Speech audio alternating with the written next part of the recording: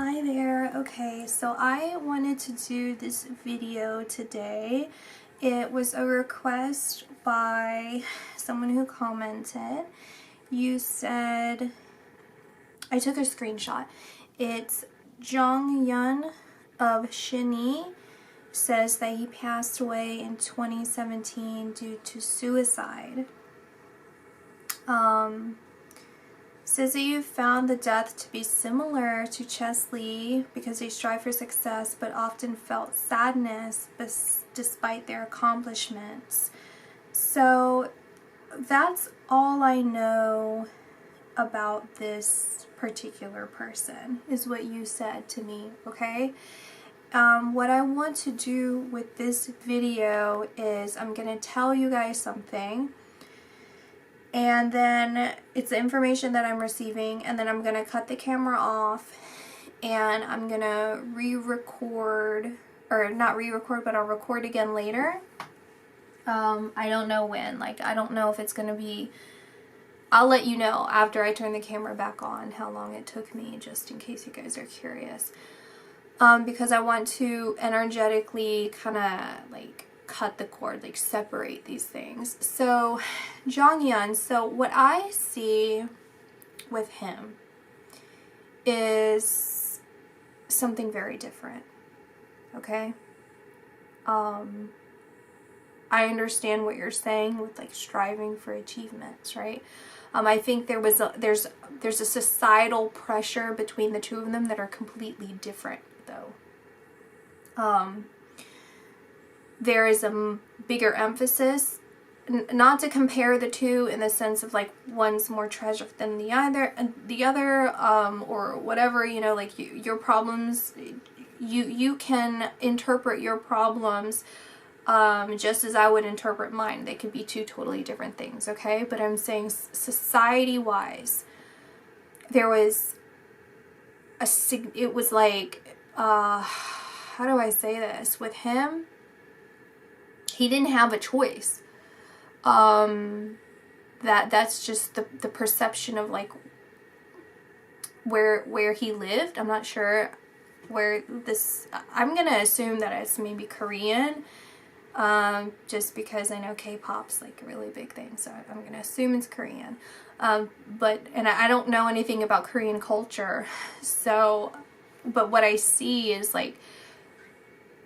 you have to be this way. You have to be highly accomplished in order to even, otherwise you will get, severe shame, or even, severe, it's not just pressure, but, there's, real-world consequences for not being successful. As far as, there's a human rights violation that would occur with him if he were here in America. It would not be the same. Do you guys get what I'm saying? And so that's a huge thing that he's actually emphasizing, is human rights. That is something that he advocates for as he has evolved into a soul, more into who he originally is, right? And human rights, that's a huge emphasis that he wants to see change. He wants to see more peace in the world and in these other places where they are going unnoticed of what is, it feels it feels aggressive, it feels violent, it feels like physical abuse, and even withholding food or withholding basic needs in order for them to be highly performative. I don't know if he's speaking directly about himself or he's talking about people around or in general, okay? When I talk about his passing, I want to, I'm not going to get into this, okay? My head, when I think about him, okay, he's bringing a lot of pressure into my head. There's a lot of head pressure, specifically on my temples. There's a lot of pressure. and it's difficult to breathe from my nasal cavity and above. So it's nasal cavity and my head. It's not so much my lungs, it's not so much my mouth. And there's a lot of it's not anxiety. I'm not going to say it's anxiety, but it's like overwhelm. No, it's like almost information, like so much is happening at once. I don't know how to describe it. Like it would be like, I'm not gonna say because what I will say is this is, assuming that he's Korean, an American, this would not be in English, what I'm about to tell you. No one who speaks English, well, no one has said this in English. They would have said it in his language. They would have said it in Korean. I'm gonna say Korean. Sorry if I'm wrong. He said, someone said this in Korean on a Korean website, like chat room, forum. There are conspiracies associated to his passing. Okay, there are other people who are doing whatever kind of research that they're doing. And these people, this person, there's like several, there's a conspiracy out there that is anywhere from like 85 to 95% accurate. Why that accuracy is as low as it is, well, that's high accuracy, but why it's not 100% accurate is because there are details that are misconstrued. For example, if I were to say I have a red pen and a blue pen, that's a bad example. Let me think. Okay, I have a seashell and two pens. Okay, that's true. But what the conspiracy would say is that I had two markers, right? Technically they are markers. But they're mostly pens. I don't know. Is that, or we can say it's like two, or I could say like that technically there's four because it's double-sided.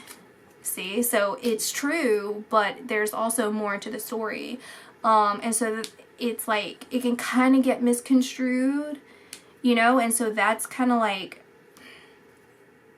where confusions would get. Or if I said like, I was at the store with my cousin 3 days ago, and then someone said, oh, she was there 2 days ago. Like, it would be like minuscule things like that don't really take away from the overall truth, but it's enough where you guys get what I'm saying. I don't know why I want to keep talking about that. Because sorry, I'm hesitating because I don't want to get into it because I don't want to. I don't think I should. Someone already figured it out, so why should I say it? Why should I look at, like, but what I will say is that there's the temples. My temples are in pain, in excruciating pain. My nasal cavities, like my nose, my nostril, like it's like hard to breathe. It's like something's going on with my mind that is not normal, like a normal emotion that even if, I'm not saying he doesn't have anxiety, I'm not saying he doesn't have depression, I'm not saying all this is something that is created, someone created this feeling to him. He did not, you know, this is a natural emotion to an extreme circumstance. And people would have gotten some of the people in this conspiracy mixed up. It would be like certain females and males that were around for whatever particular reason, who they were, that they kind of mixed up. But if you would take what they say interpretively, then technically they would be right. It's just that they associated the wrong information. You see, like they just got some of the details wrong, but it's like they're actually like very, very, very, very, very, very accurate. As accurate as you can get. And this information, this conspiracy is known. For those of you that are really big fans and who can speak Korean, or have had this translated somehow, you would know what this is, or you would find this, and it would just seem right. It would seem right. I don't know how to describe it. And do people know? Do people? Yes, they have their suspicions. They know, but there's a lot of pressure on these people. They would never speak out. That this is you would never talk about this, because they can get in a lot of trouble. It's not, like, again, something about human rights there. Okay. That's that.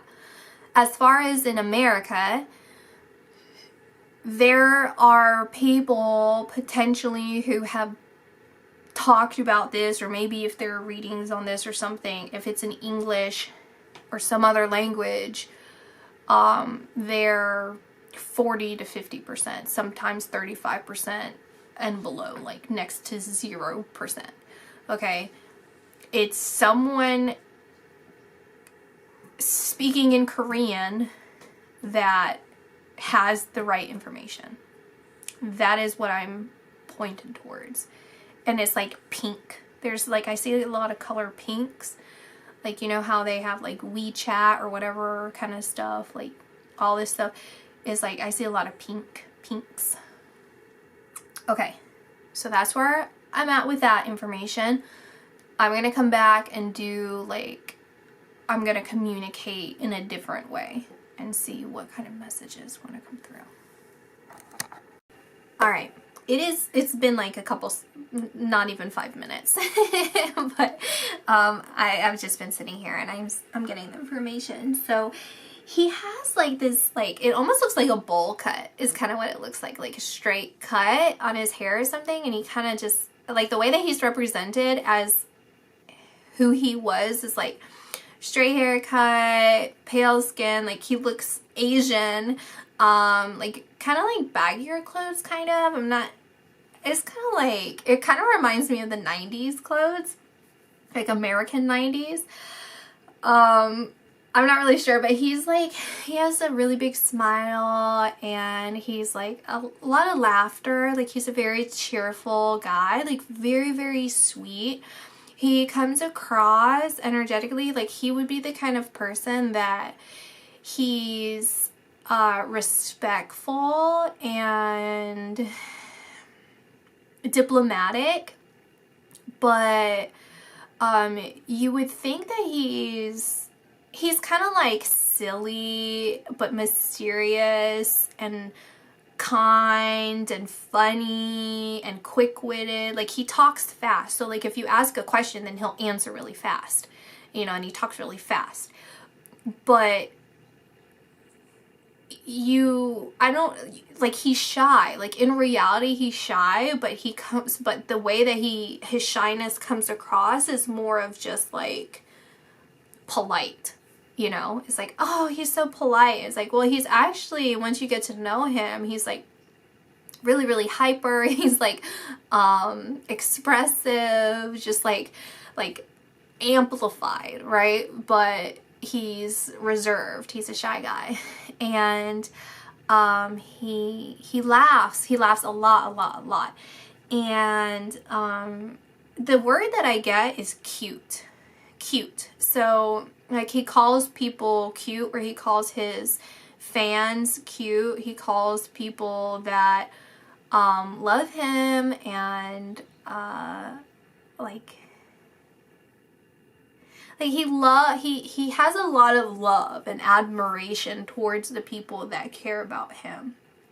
It's kind of this shock, this realization that he had, like there's so many people that love him. When he passed, and he was healing, he had this realization that there's so many people that admired him, and that he didn't realize, he didn't have that awareness at the time of how much of an impact he made on people. And he's humbled. He's really humbled by that. And like there's a part of him, it's like it's a compassionate regret. It's not true regret. Like people when I'm not going to get into that because it's not how it seems, but like there's a regret of there was maybe a conflict that he had. Like he wasn't seeing it wasn't really a big blowout that he had with certain people. Like it kind of feels like two other guys around his age, one in particular that he was having a disagreement with at one point, and like the third person was taking the other guy's side with this. And he thought that they were being unfair. He thought that something about the situation was unfair. And so he feels like hopeful that these other people can find peace within them and that they don't reject the feelings that they get where they sense him, like they can sense his presence, and that they can sense that he has compassion and forgiveness towards them, and that he doesn't hold any resentment or anger towards that situation. I think that they feel bad. They feel bad. Like, I wish that we didn't end on these terms. It was like they didn't see eye to eye, but things started getting a little bit better. But the fact that occurred like several weeks or several months or like within that year, or like it would have been like 2 years max, like this situation happened, like possibly 3, but I don't think so. It would be like 2 years maximum that this had happened. That they just wish they could take that time back, kind of thing. It's like, you know, if I would have known this would have happened, we could have used all of that time that we were in a disagreement to actually like enjoy, and maybe things could have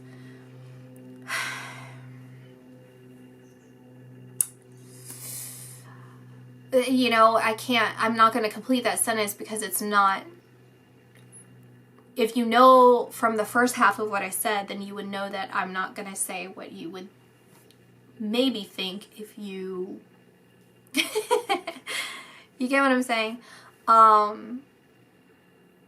there's this big emphasis.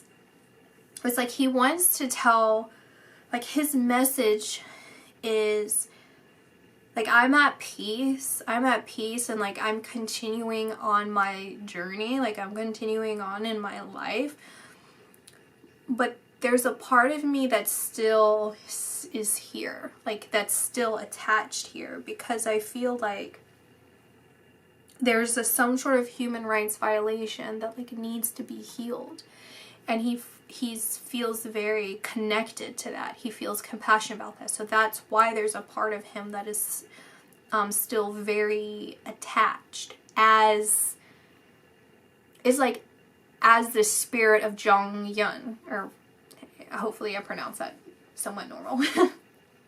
So it's like his wish, there would be like a wish that he could have, would be to have something in his name, like a foundation in his name. or doing things in his name to help society or help this culture, help these people. There's something that he feels needs healing, needs to be done, needs to be recognized and acknowledged, because he doesn't want this perpetuated any longer. He's giving me this image of like cattle herding. So I see like barbed wire, and then cattle's being herded across a field along the barbed wire. So it's like that's what's happening, is like people are being imprisoned essentially, as like fodder in a way, and he doesn't want that to perpetuate. He keeps repeating.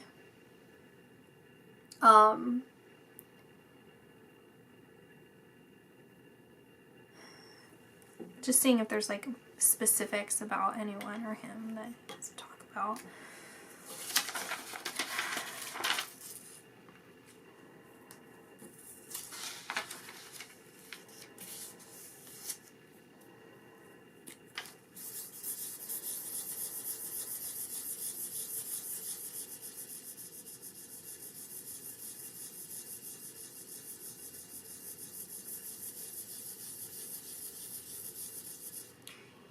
He's speaking directly to someone.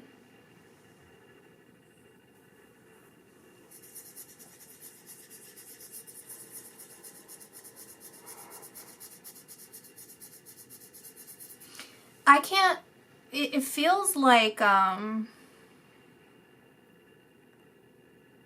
natural springs or geysers or a lagoon. I don't know. There's some body of water that feels natural and kind of calming. But he's saying, do you remember this? Do you remember this? Do you remember this? He's highlighting, do you remember that? It kind of, and I looked over and I'm looking at one of my, I have like a floor vase, and it has these like volcanoes, you know, like that. They're like, well, they're mountainous, I guess. They're just mountains, and it's like that. And it reminds me actually of volcanoes, like, you know, like it's like warm waters.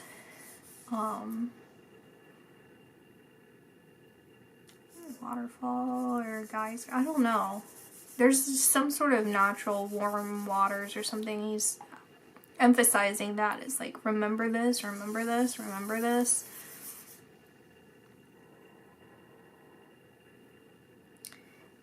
Honestly, the final message that I get is just that he loves you all. Like, if you're watching this and you're a fan, or if you knew him personally or anything, even just as entertainment, if you don't even know who he is and you're watching this, it's just that he loves you. It's like, my final message is, I love you all. I love you all. I don't know why he's saying like, have a good night. He's like laughing because I wasn't going to say it. He's like, have a good night. I love you. Have a good night.